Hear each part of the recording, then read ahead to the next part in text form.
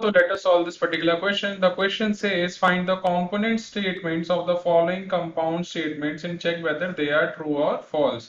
Okay, so यहाँ पे हमारे पास क्या गिवन है, दो स्टेटमेंट्स गिवन है. फर्स्ट स्टेटमेंट है ऑल इंटीजर्स आर पॉजिटिव और नेगेटिव, या एंड सेकंड स्टेटमेंट है 100 इज डिविजिबल बाय 3, 11 एंड 5. ठीक है, सो हमारे पास कंपाउंड, पहले हम यहाँ पे देख लेते हैं हमारा की कॉन्सेप्ट क्या यूज हो रहा है. की कॉन्सेप्ट यूज हो रहा है. ठीक है, यहाँ पे हमारे पास जो कंपाउंड स्टेटमेंट्स होती हैं वो क्या होती हैं,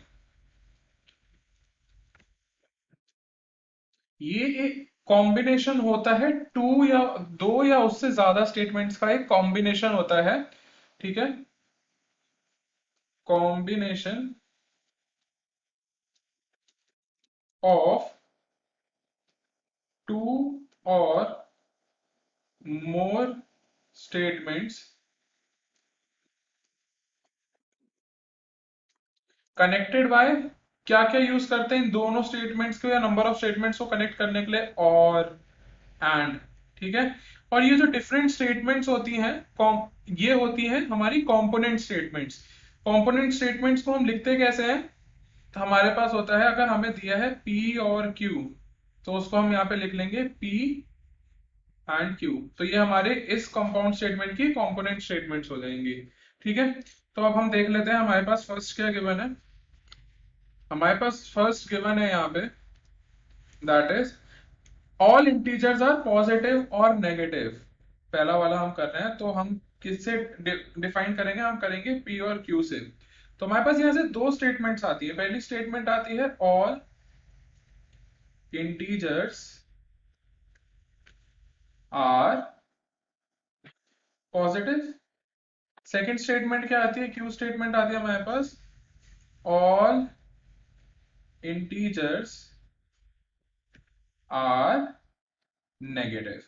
अब उन्होंने बोला है कि हमने ये लिख ली यहाँ पे कंपोनेंट स्टेटमेंट्स. अब उन्होंने बोला है चेक करना है कि ये ट्रू है या फॉल्स है. ठीक है, तो हमारे पास जो नंबर लाइन होती है वो कैसे होती है, जस्ट सपोज अगर मेरी ये नंबर लाइन है. ठीक है, ये मेरा 0 हो गया, 1, 2, 3, यहाँ पे क्या आ जाएगा -1, -2, -3. ये हमारी इंटीजर की नंबर लाइन है, राइट. इंटीजर्स क्या होते हैं, दोनों होते हैं, पॉजिटिव भी होते हैं और नेगेटिव भी होते हैं. तो हमारे पास ये जो स्टेटमेंट है, फर्स्ट वाली स्टेटमेंट है, ये क्या हो जाएगी, ये हमारे पास आ जाएगी फॉल्स.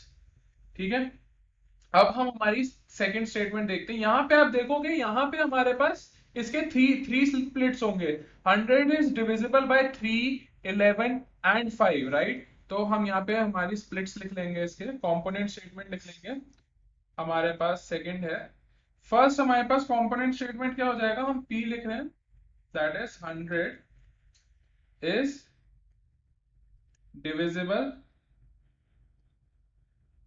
बाय 3. ठीक है, हमारे पास Q स्टेटमेंट क्या आ जाएगी, that is 100 is divisible by 11. And हमारे पास एक और यहाँ पे कंपोनेंट स्टेटमेंट आएगी, R 100 is divisible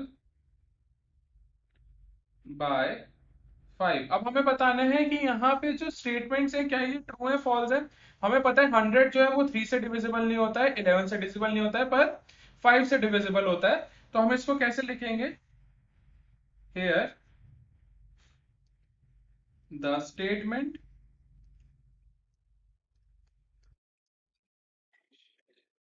P and Q are false and R is true. Okay, so I hope you got the answer for this particular question. Best of luck.